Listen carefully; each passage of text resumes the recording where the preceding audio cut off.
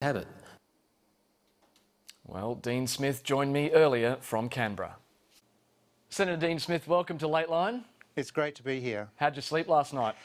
Restlessly. I'm looking forward to a much more calmer sleep tonight. But when I spoke to my parents this afternoon after I introduced the bill, they slept somewhat restlessly last night, so they'll be sleeping better tonight as well. When you heard those words this morning, 61%, what was going through your mind? Well, a tremendous sigh of relief in the first instance. We heard a lot of commentary in this building around Canberra that if the result had a 6 in front of it, that would be a very, very good result.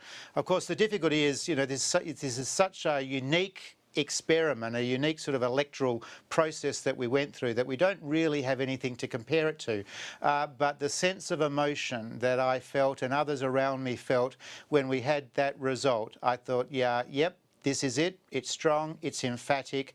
How proud I was to be an Australian, how proud I was to be a West Australian. The West Australian result was just fantastic.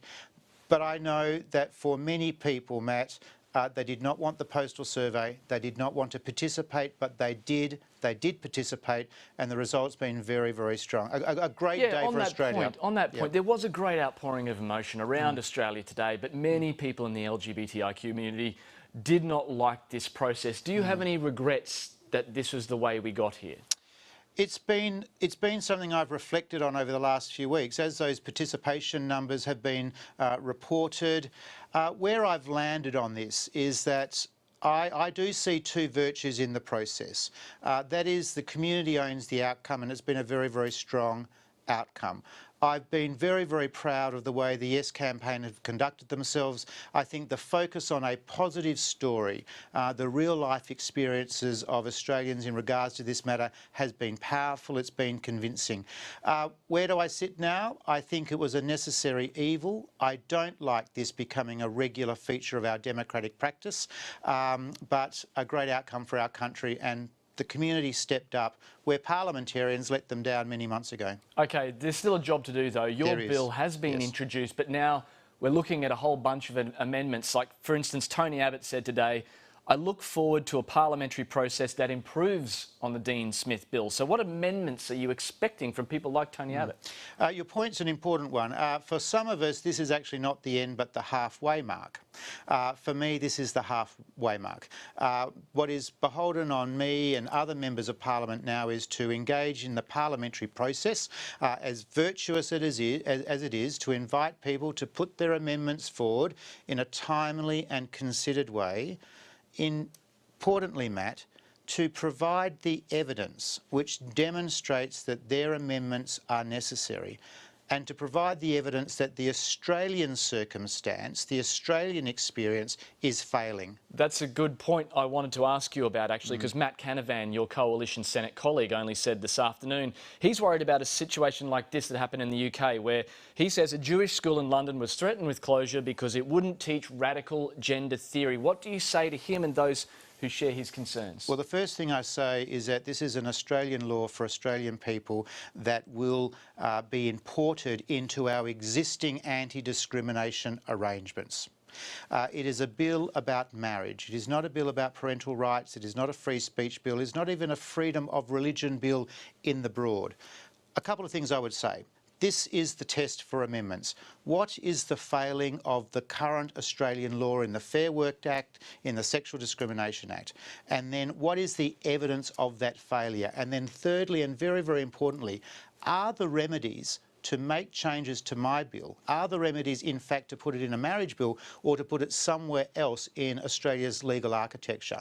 But the parliamentary vote is an important one. We should welcome amendments. This is how things work in our parliamentary democracy, but I encourage people to be forthcoming early about their amendments. OK, the United States Studies Centre did a survey only last week. They published the results. They picked a 60% yes vote, but they also asked another question, whether businesses should have the right to refuse service. And that was 43% agreed with that, 39% disagreed, 17% had no position. Does that sort of finding an argument move you at all? I'm not going to be led by opinion polls in regards to the winding back of Australia's anti-discrimination laws. For me, something's either right or they're wrong.